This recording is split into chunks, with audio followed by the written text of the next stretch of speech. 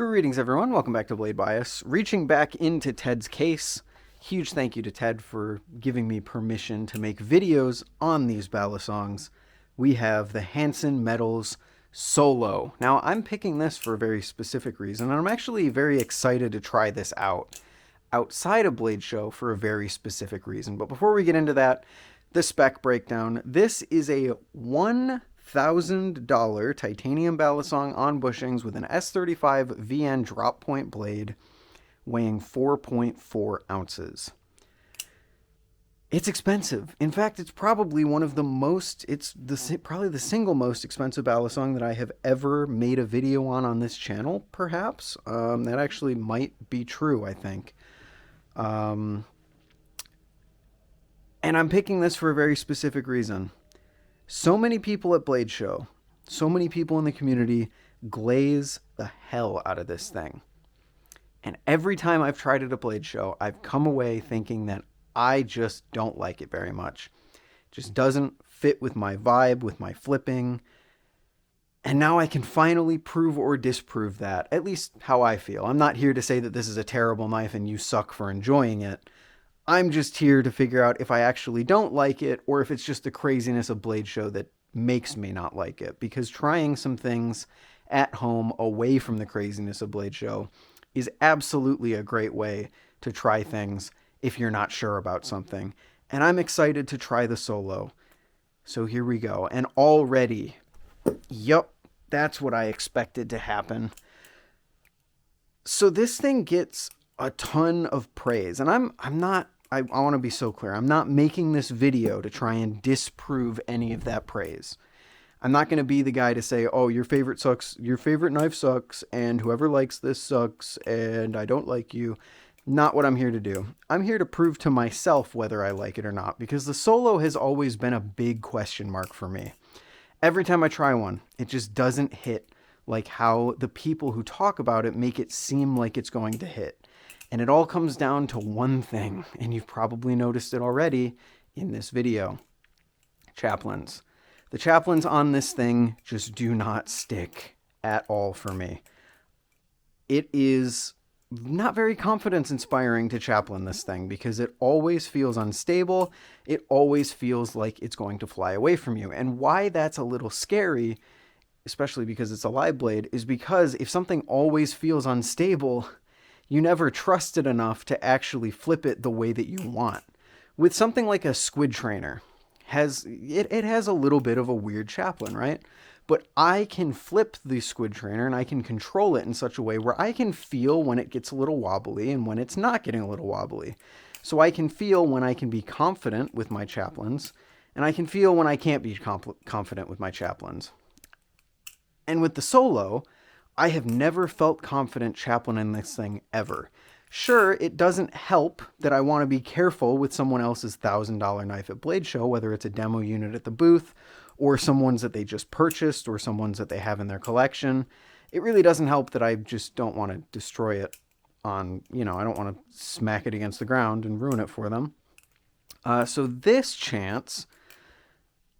is a really nice chance to figure out if it just wants to fly away. If that's just me being scared to drop someone's knife, or if it's legitimately an issue that my flipping presents with this knife. And so far, it really seems like it's just that me and the Solo do not agree with chaplains. Now, credit where credit's due. Everything else, much better than I remember. The chaplains were the main thing, but I also remember flipping it and thinking, rollovers don't feel too good. Fans don't feel the greatest, all this stuff. It's kind of uncomfortable. It's kind of bulky. All of that stuff I'm kind of learning is probably just the Blade Show jitters. Because as I'm flipping it right now, besides chaplains and not really finding that it can't do anything, fans feel fine. Choker fans feel fine. The handles are big. The handles are blocky, but I don't find them getting stuck between my fingers a lot. Something like the Edit. You go to choker fan it and it kind of just gets stuck and it just doesn't work very well. I'm not finding that happening here. I think because there's just so much weight spread throughout it, it just carries enough momentum to kind of break free of that grip that the thicker handles would otherwise have on your fingers. I don't find it to be horrendously awfully thick or blocky, which I generally do at Blade Show.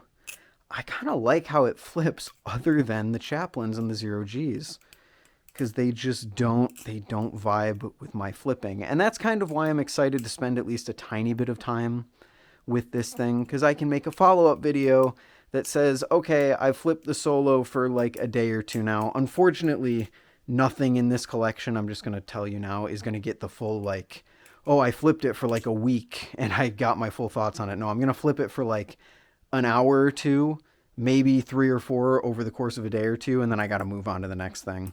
But I'll have a little bit of time at least to get used to it, and then I can make a follow-up video kind of talking about my overall thoughts on this thing. Yeah, I mean, first impressions, quote unquote first impressions, it feels good. I like how it flips. The Chaplins are kind of pissing me off, but other than that, it's enjoyable. I think my thing is that I just never could see myself paying $1,000 for this, or any Balisong really. Like even the Seraph, as much as I adore the Seraph and was super lucky enough to get gifted one, which I still do not take for granted to this day, the Seraph is a tough sell for me personally. It's a tough sell for me to spend more than $500 on any knife. Like the Sliff T is the upper end of what I would want to spend on a knife, because the Sliff T gives me everything that I need for that $400-ish that I bought it for. So when you present me with a knife like the Solo and you say, hey, it's $1,000, my interest kind of just goes out the window. And again, I'm not saying that it's not worth it. I'm not saying it's overpriced or anything like that.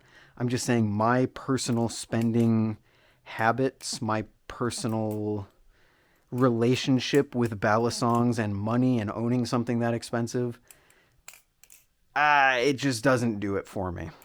So otherwise, a very good, enjoyable experience.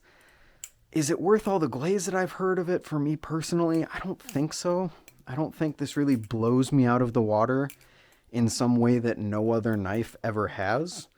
But it is certainly better than I have given it credit for in the past. So we'll see. I'm going to spend a tiny bit of time getting used to flipping this, and then I will hopefully make a follow-up video talking about probably everything in the collection in one follow-up video. I don't know. I'm going to figure out how to do it. But until then, huge thank you to Ted, and thank you for watching. I'll see you in the next one. Later.